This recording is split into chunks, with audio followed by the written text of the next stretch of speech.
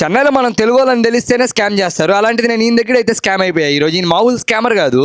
అసలు మ్యాటర్ ఏంటంటే ఇక్కడ వర్షాలు పడడం వల్ల నాకు వెదర్ చేంజ్ అయ్యి కోల్డ్ అయితే వచ్చింది. ఇంకా అనీజీగా ఉందని చెప్పి ఏమన్నా తిందామని చెప్పి బయటకి అయితే వచ్చాను. జలుబు చేసింది కదా, వర్షానికి సూప్ తాగితే బాగుంటది అని చెప్పి సూప్ తాగడానికి అయితే మళ్ళీ వర్షంలోనే దడుచుకొని పోతున్నాం. మా రూమ్ దగ్గర అయితే ఇంకాడైతే సూప్ అయితే చాలా బాగుంటది. నాకైతే చాలా ఫేవరెట్ ఇక్కడ. ఇంకా నేనైతే ఈ వర్షానికి మష్రూమ్ సూప్ అయితే ఒకటైతే చెప్పేసా. సూప్ తాగినంతసేపు బాగానే ఉంది, కోల్డ్ తగ్గినట్టు ఫ్రీగా. కానీ ఆ సూప్ ఏమంత ఇంపాక్ట్ చూపిలేదు. అయినా ఇరిటేటింగ్ గా ఉందని చెప్పి మెడిసిన్స్ తెచ్చుకుందాం అని చెప్పి మెడికల్ షాప్ కి అయితే వచ్చా. ఈ మెడికల్ షాప్ అయినా ఎలాంటి అంటే ఏమన్నా జ్వరం కోల్డ్ ఏమన్నా అని చెప్పామంటే ఒక 10 టాబ్లెట్లు ఇచ్చేస్తాడు, మనం అడిగిన టాబ్లెట్ తప్ప. ఆయన చేసేవారు అంతా నాకు తెలుసు. అయినా ఆయన దగ్గరికి ఎందుకు పోయానంటే మా దగ్గర అయితే ఏం మెడికల్ షాపులు లేవు, అది కాక వర్షం పడతా ఉంది. ఇంక నేను అడిగిన 4 టాబ్లెట్లు ఇచ్చి మామూలు లెక్క కొడతా ఉన్నాడు. క్యాలిక్యులేటర్ ఓపెన్ చేశాను.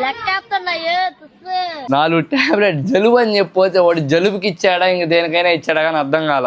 ఈ 4 టాబ్లెట్లు నాకు 357 రూపాయలు పెట్టుకున్నా. ఈ 4 టాబ్లెట్. అదే టాబ్లెట్లు నెల్లూరులో 50 తీసుకుంటే 350 తీసుకున్నాడు ఈయన. అదే అనమాట, తెలుగు ఇలా స్కామ్ చేస్తారు ఇక్కడ. నాకున్న దోల్ని, నాకు బట్టిన దోల్ని ఆ బ్రహ్మదేవుడిగా ఆపలేడు, అంత దోల్ అనమాట. వర్షం పడతా ఉంటే మళ్ళీ తడుచుకొని మరీ పోతుంది టీ తాగడానికి. ఇంక ఇలా ఉంటే జలుబు రాక ఏం వస్తుంది చెప్పండి. ఇంకా వేడివేడిగా టీ తాగేసి ఇంక రూమ్కి అయితే వెళ్ళిపోయాం. సరే మరి నా కోసం అలా మీ లక్కీ హ్యాండ్స్ యూట్యూబ్ లో సబ్స్క్రైబ్ చేసుకోండి, ఇన్స్టాలో ఫాలో చేసుకోండి. Bye bye, Tata.